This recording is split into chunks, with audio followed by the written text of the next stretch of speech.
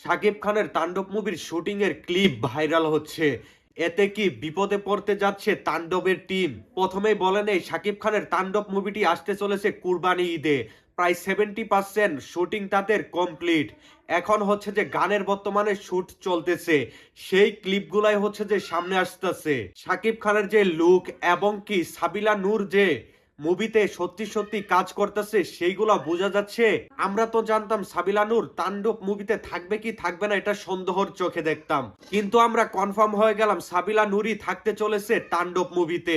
এই যে একের পর এক ক্লিপ ভাইরাল হচ্ছে, স্পষ্ট ভাবে তার লুক দেখা যাচ্ছে, এতে কি মুভির কোনো ক্ষতি হবে? হয়তোবা একটু হলেও ক্ষতি হতে পারে। রায়হান রাফি হচ্ছে যে সকল কিছু একদমই গোপন রাখে, যখন হচ্ছে যে অফিসিয়াল ভাবে কোনো আপডেট দেয় তখন হচ্ছে যে আমরা একদম অবাক হয়ে যাই। বাট এখন যদি ধরেন এই লুকে যদি কোনো পোস্টার আসে তাহলে কিন্তু আমরা তেমন একটা অবাক হব না, বাট আমাদের কাছে মনে হবে যে আরে এই লুকটা তো আমরা দেখে ফেলেছি। আসলে দেখেন, মেগাস্টার শাকিব খান যদি ওপেনলি হচ্ছে যে শুটিং করে তাহলে অবশ্যই অবশ্যই হচ্ছে যে তার যত ভক্ত আছে যদি দূর থেকেও চিনে ফেলে তাহলে কিন্তু অবভিয়াসলি মোবাইলটা বের করে আপনার ভিডিও করা শুরু করে দিবে।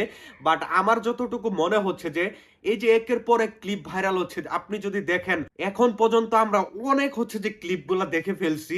আপনি দেখতে পারবেন যে এই শুটিং এর মাধ্যমে বোঝা যাচ্ছে যে একটা গানের শুট হচ্ছে, রোমান্টিক শুট হচ্ছে।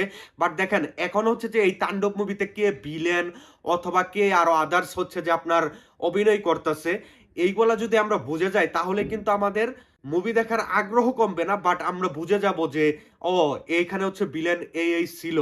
এতে কি হবে, মনের ভিতর যে একটা ইন্টারেস্ট জাগবে, এই জিনিসটা কিন্তু আর তখন থাকবে না। আমরা দেখেই ফেলেছি, আমাদের চোখ কি চাই মুভিতে যে নতুন কিছু দেখবো।